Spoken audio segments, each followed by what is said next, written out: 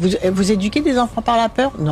Vous trouvez par exemple que le général Mandon... Voilà, ça c'est typiquement ce que ça me choque profondément. Est-ce que vous imaginez l'impact qu'une décision comme ça peut avoir? Non seulement sur l'économie du pays, parce que du coup les gens vont avoir peur, économiser, ça va figer donc un impact économique considérable, un impact sur l'anxiété de la nouvelle génération. C'est ça l'objectif du pays? C'est de nous projeter dans une guerre imaginaire? Le rôle de la France, c'est d'être une puissance de paix. Nous sommes au Conseil de sécurité de l'ONU. C'est pas la voix de la France qui peut anticiper ou prévoir des guerres. Et d'ailleurs, c'est tellement cousu de fil blanc. Vous savez ce que disait Machiavel, c'est qu'un leader faible rêve de se transformer en chef de guerre. C'est ça qui est en train de se passer. Et ça, il faut pas l'accepter. Les deux, on est raccord. Ce que disait Machiavel, pour maintenir un peuple dans l'obéissance et le silence, inventez-lui un ennemi. Faites-lui peur et dénoncez ceux qui veulent la paix comme des antipatriotes et des ennemis de la patrie. Un leader faible rêve de se transformer en chef de guerre et qui déclenche une guerre pour éviter des troubles intérieurs finit toujours par accélérer sa propre perte.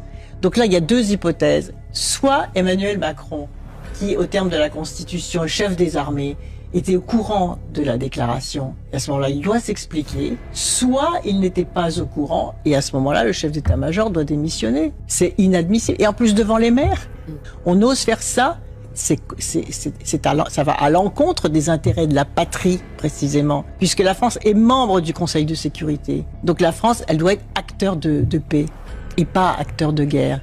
Et c'est le contraire qui est en train de se passer. Pour semer la pagaille, peut-être pour se dire, mais finalement, si la France entre en guerre, il n'y aura pas d'élection présidentielle. Donc si c'est ça le rêve inconscient d'Emmanuel Macron, il doit rendre des comptes et venir s'expliquer. On n'a pas le droit de faire peur à une nation tout entière. On n'a pas le droit de plonger dans l'anxiété les nouvelles générations. On n'a pas le droit de laisser encore s'effondrer la natalité. Parce que si on raconte ça aux jeunes aujourd'hui, ils vont dire, ah bon? Et en plus, la natalité vient de s'effondrer? On aura encore moins d'enfants. Pour faire des soldats? Mais qu'est-ce que c'est que cette histoire? Il n'y a pas un autre destin quand même à promettre à la nation? C'est intolérable. Et donc ceux qui sont pour la paix sont des antipatriotes.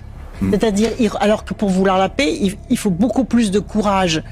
Présider, c'est aimer un peuple. C'est pas s'aimer soi-même. C'est aimer un peuple, c'est pas de se dire j'ai décidé ça, même si c'est mauvais, je continue quand même à l'imposer parce que je veux pas apparaître faible. Mais non, aimer et élever un peuple, aimer c'est élever un peuple, c'est l'aimer et c'est être en phase avec lui et en écoute avec lui pour réajuster en permanence une décision que vous avez prise et qui n'est pas forcément la bonne.